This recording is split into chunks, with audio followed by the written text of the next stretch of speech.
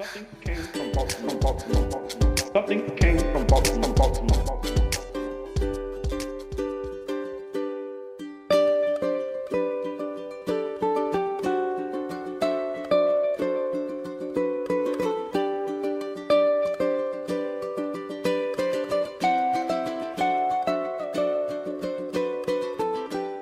Welcome to another episode of Something Came from Baltimore. I'm your host, Tom Gouker, and tonight on the phone, I have Jake Shimauburo. He's the masterful Hawaiian ukulele player. In 2020, Jake Shimauburo just released his first recording called Trio, with just no percussion, just Nolan Werner on bass and Dave Preston on guitar. And what you get is like an ambient fusion of new age and progressive rock. I think echoes of Ray Lynch, the New Age guy, and Dave Gilmour of Pink Floyd. In fact, there is even a cover of Wish You Were Here on this album. The ukulele has definitely come a long way from the days of Tiny Bubbles and Don Ho. I'm really excited to talk to Jake Shimauburo today.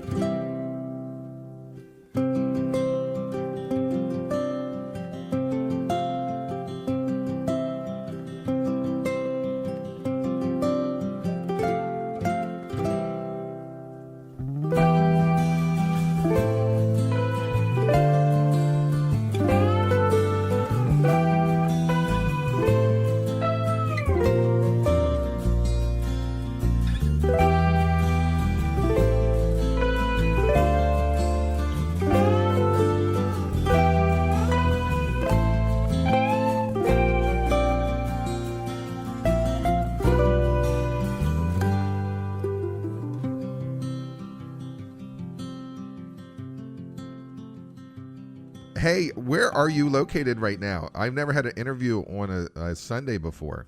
Oh, so yeah, I'm in Los Angeles right now.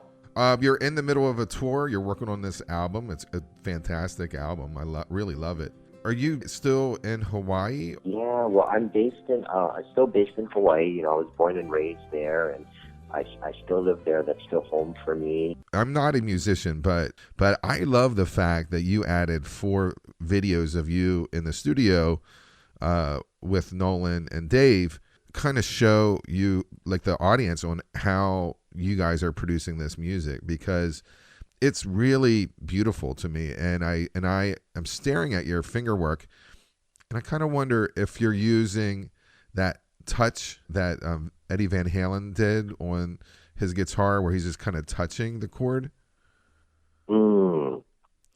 Yeah, kind of tapping his finger. Yeah. On the yes.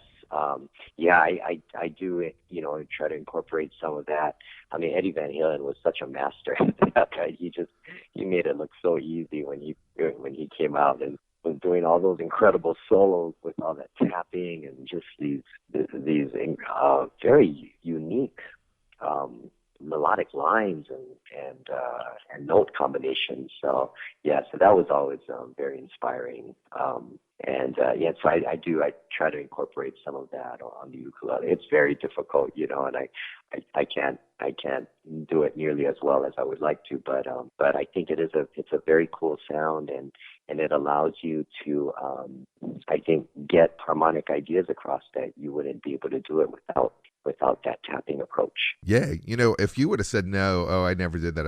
I would have went, I don't know what I'm talking about, you know. And I would think it'd be really, really hard, because the frets are smaller and the neck is smaller, and you just really have to, you know, work to get that sound going. You're a master at it, so you are like the Eddie Van Halen of ukulele. So, you know, you got to pat yourself on the back. I mean, I remember I've always loved, you know, how every record he always had that one instrumental piece, you know, that just kind of showcased just his guitar playing. I mean, every song, you know, he always had like some incredible solo that guitar players would always try to break down and analyze and all that. But he always had this one one short piece on the album where he would just it would usually be a solo guitar thing.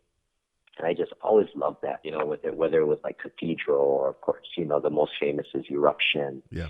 But I just thought, man, he was just so innovative. I talked about the album having a really ambient rock, like almost a prog rock sound to it.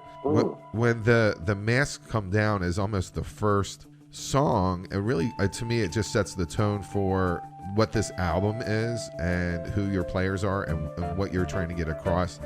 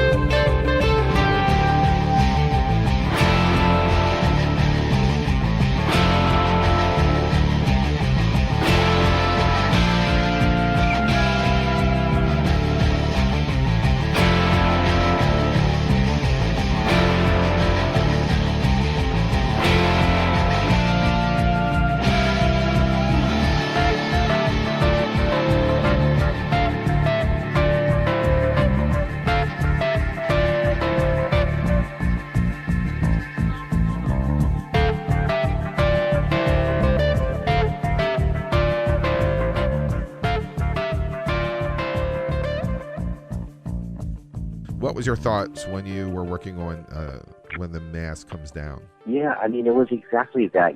That was one of the songs where the three of us just sat in the studio and we were like, okay, well, let's just try to write something, And I think Nolan, our bass player, just started playing, just a D note. He just started playing D, dong, dong, dong, dong, And then we thought, okay, cool. And, we started Dave would kind of mess around with some chords. I started trying to mess around with some melodic ideas and just playing against it. And that's because that's kind of what we would do in sound check. We would just like, okay, let's just try to jam something so that we can get a good sound check and make sure we can hear all the instruments. So that's what we started doing.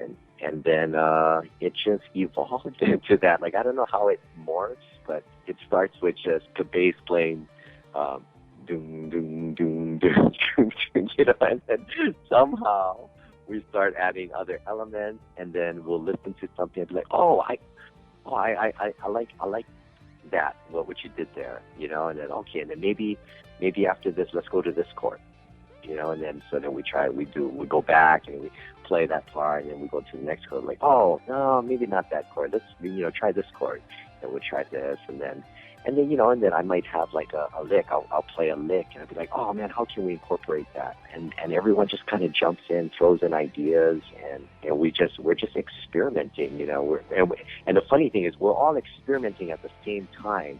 So sometimes we play things that completely clash, but every once in a while we'll play something that really works, and we all look at each other. We're like, oh, what did you play there? Okay, when you do that, I'm gonna do this, and then we just get excited. We're like, okay, oh, that's great. All right, maybe this can be like a pre-chorus, or we can use this as a bridge, or and it's just this incredible energy, and everyone gets excited, and we're like, oh man, this is cool. So, and I feel like the first song, When Masks Come Down, that was a great example of just kind of the evolution of just a simple jam session.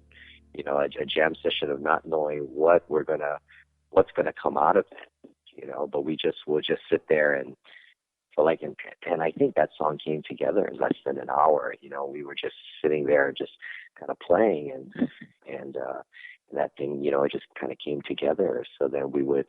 So once we kind of figured out all the parts, then we would just kind of make little charts and notes for ourselves, so we'd know what section to go to, and we'd be like, oh, okay, and then this part, let's keep it open, and maybe I'll just do a uke solo there, and then we'll come back to this part. So yeah, that's really how it all came together. So that's why I wanted that to be the opening track, because I think it's just a good representation of what we do as a trio. and it also just kind of sets a tone for the album. When I said it was like a ambient prog rock vibe, you went, Did you feel like I was hitting it, or is that the first time you ever heard that the expression for this album? No, I mean, I'm happy to hear that, actually. Yeah, very happy, because that's one of the things that I loved about Dave Preston the first time I heard Dave play the guitar. Because I always heard, I heard like, oh man, you gotta hear Dave, he's amazing. And so I remember, okay, the first time I met him and we got to play together, I was expecting, oh man, this guy must be like a shredder, and he's just gonna, must be Shred City and all that. And he came out and he started just kind of plugged in and got all his sounds, and he started playing all this stuff. And it was some of the most angelic, most beautiful music. Like I felt like I walked into a spa. I was like, where? I was like, how are you making all those sounds? And then he'd be like, oh yeah. So I got this. I got like 3 delays going on here, and then I got this one delay that's triggering this reverb that does this thing, and this one's kind of a reverse delay, so it's giving me that little slap back thing, and and then I got this modulator here, so when I play these low notes, I'm just like looking at him like, oh my goodness, it's like, how are you doing that? So that's what I loved about Dave for the first time, is when I first heard him. He totally caught me off guard, because I wasn't expecting, to hear what I was hearing, and that's what I love about playing with him. Because when I tell people like, oh yeah, I'm out on tour with this great electric guitar player, from Denver, and they're like, wait, ukulele and electric guitar? And I'm like, yeah, you got to hear it. The way that he plays is just amazing. And so, so there's a lot of times on this record that you'll listen and you'll almost hear almost like there's a string section or it's orchestrated in some parts, but it's not. I mean, that's all just the all of those pads, and there's no synth or there's no synthesizers or keyboards. It's all coming from Dave's guitar, and he does it live too. It's amazing what he does, and that's what I love about when we play live. And I'll usually start off the show with a couple of solo ukulele arrangements, and then I'll bring Dave on, and then he comes out with his electric guitar, and people will be like, oh, electric guitar, and then we'll start playing the first song, and it'll be like a ballad, and they'll be like, okay, and then he slowly starts coming in, and people are just like, wait, where's that sound coming from? Because, it's just like, there's no instruments up there that should be making that sound that I'm hearing right now. So, yeah, I love that about him, man. He's great.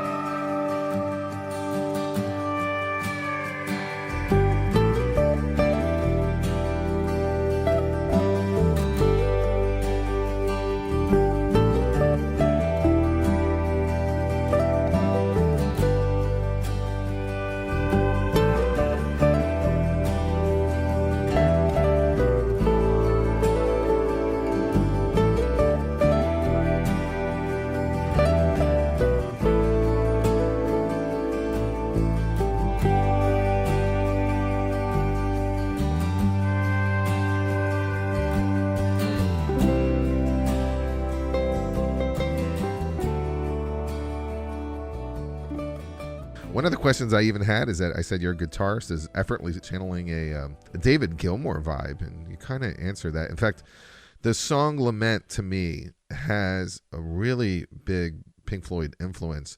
The guitar work sounds like a Great Gig in the Sky, from Dark Side of the Moon. Yeah.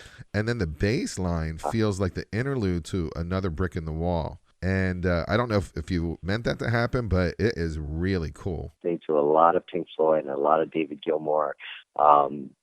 going into this record, it's a couple of years with Alan Parsons. I worked with him twice, and once on one of my solo projects, and then once on one of his solo projects. And he engineered and was one of the co-producers of Dark Side of the Moon. And I remember just talking with him and just hearing his stories and just watching him do his thing in the studio. It was just so inspiring, So I think from that moment on, I think I started just listening to a lot more of Pink Floyd's work and Alan's work, and I swear, man, on that Lament song, I'm glad you mentioned that, because I remember we were watching this video of Dave Gilmour's one of his solo concerts. But yeah, he and I remember he just kind of took this solo, and the spotlight was on him, and and he just kind of played this heart wrenching, just this killer guitar solo. The phrasing on it was just insane. And I just remember when we started playing Lament, we left the space open for a uke solo in there. And I remember plugging my uke into the amp. Just got just slightest bit of overdrive, and just I added this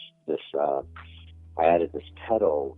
It's called a Tube Dreamer, and it's kind of like a remake of the Tube Screamer, the old TS9 Tube Screamer, which kind of was one of like a really cool overdrive distortion pedal. So I remember plugging my uke into that, and I just threw a nice delay and verb on there. I think we had a Space Echo delay in the studio, and I threw that on. And then I remember just closing my eyes, and all I could think about was like David Gilmour playing that solo, and I was just trying to channel, that energy. And it was crazy, because I think on that solo, I mean, like I remember when I went back and listened to it the next day, I was just like, the phrasing that I had on that particular solo, doesn't sound like anything I had ever recorded or played before.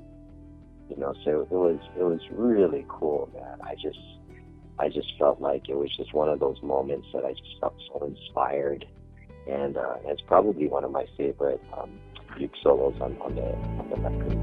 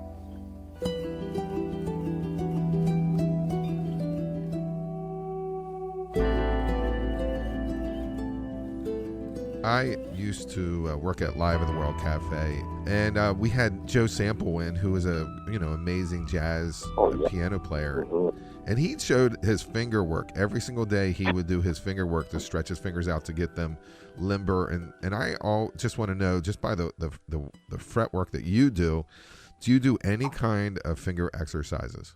Yeah, I do. I always stretch out before I play. And I get and I do. I'll usually do some these little scale exercises, before I record or before I perform. just to kind of stretch my fingers out a bit. But the most important thing, I mean, for me is just, you know, drinking lots of water and getting enough rest. You know, because it's all about the recovery time. Yeah, and we play. You know, we'll do like 15 consecutive shows, right? You know, when we do a run. So it's just like, yeah, just making sure, you know, you get your rest so that your body can recover, because you don't realize like playing. I mean, I can't imagine like classical pianists and stuff, like, or, you know, classical musicians playing night after night. You know, the kind of work that their body goes through. I mean, you know, it's just, or like a ballerina. You know, it's like, God, just insane what they put their body through. So yeah, so I remember just learning from a lot of athletes the importance of rest and hydration, because that's the only time your body can really recover is when you're in deep sleep. So getting enough rest every night is so essential. I mean, to touring, and, you know, which is kind of the opposite of what you envision, right? When you think of touring musicians, after the show, or, you know, they must be out partying or something, you know. But with our crew, man, after the show, it's like we hop back on the bus and yeah, you know, we just you know, brush our teeth, you know, like, hey man, great. I'm gonna get some rest, you guys, in the morning, you know, and we just crash out, and you wake up in the next city, and you know, you feel as good as you can feel, and then you get to do it all over again. And it's awesome, because the worst is when you're fighting something, like if you're not, you know, you feel like you're getting sick and you're fighting that, or you're dealing with a neck issue or a finger issue, you know, where you have pain, and then as you're playing, you're trying to navigate through that, or trying to, you know, compensate. You know, that's no fun, right? So, but when you feel like you're at 100% and your body can respond and do what you need it to do in that moment, you know, when you're playing and creating, and it's like it's such a rush, you know. It's like you know, it's what inspires us to keep going, right? It's just so fulfilling.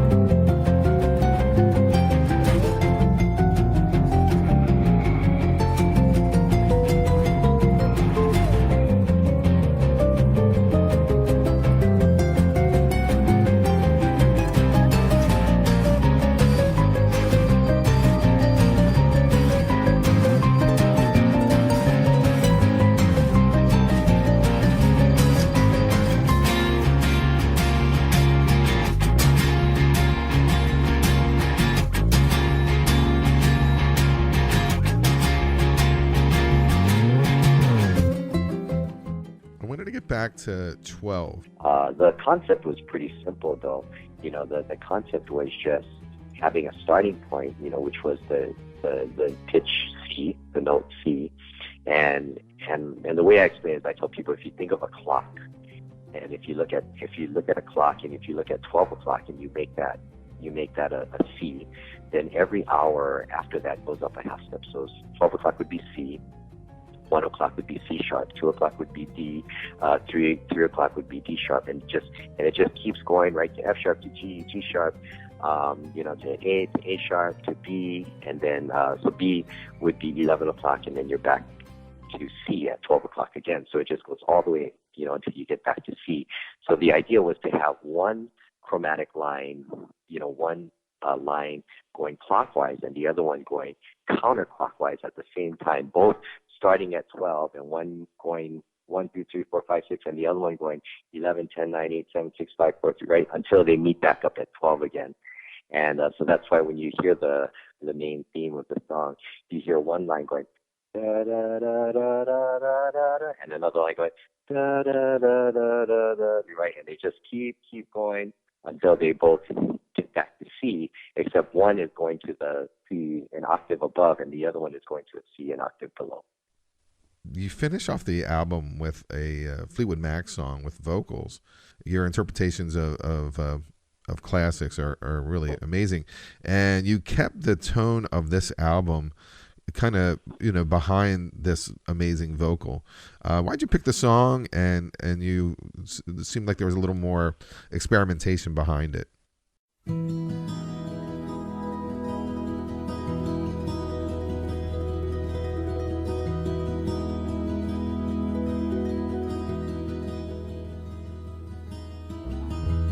Took my love and I took it down. Climbed a mountain and I turned around, and I saw my reflection in the snow-covered hills where the landslide brought me down.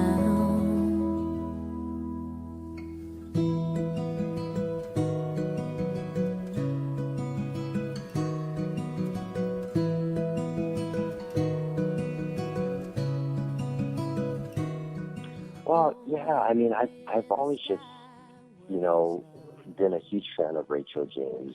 She's the one who's singing on the record, but so she's been out on the road with us a few times and have joined us on stage. And she's actually the wife of our guitar player, Dave. So she and Dave play in a band together called Deerling. And that's why when we were working on the album, I remember just asking Dave, I was like, hey, do you think Rachael would want to come and sing a song? And he's like, oh, man, she would love to. So I was like, oh, man, I would love to have her because, I mean, to me, whenever I listen to music, like when people ask me, oh, what kind of music do you listen to? I'm always listening to vocalists, because I just think the human voice is the most powerful instrument. And so for me, when I'm playing the ukulele, I'm always trying to mimic singers. That's always been my biggest source of inspiration. How do I make my ukulele sound more like a singer, or more like a human voice? And so when he said, yeah, she would love to, and we were thinking about songs, we had just Fleetwood Mac was doing their reunion concert, and we all went to go watch it, and it was so awesome, man. It was my first time seeing Fleetwood Mac in concert, and so I guess we kind of had Fleetwood Mac on our mind, and so we brought her in, and she started singing Landslide, and we're like, oh, we got to record this. This was awesome. So, yeah, and we tried to take the same approach that we would with all the other songs, and just basically then just include Rachel's voice. Oh, you did a great job, and I agree with you. Thank you very much, Jake, for talking to me on Something Came from Baltimore. I am so excited about your album Trio, and we'll check you out on the road. Again, I recommend everyone check out YouTube, check out his videos of this album, and see how he does his masterwork. Thank you so much. Well, thank you for your time, and thanks for the support, and yeah, just really just very grateful for all these opportunities, and to just keep growing musically and keep learning, and it's awesome, man. Yeah, life is good. Yeah, it's great. You're gonna get into a whole new speed metal guitar prog rock kind of new area soon. The way you're heading. Just a matter of time. Hey, thank you very much for talking to me today. It was a pleasure. I love the album. I love talking to you. It was a great interview. All right, thank you. You too. You take care, and we'll see you soon. Be safe. Thank you. Stay healthy. All right, bye-bye. All right. Okay, bye-bye.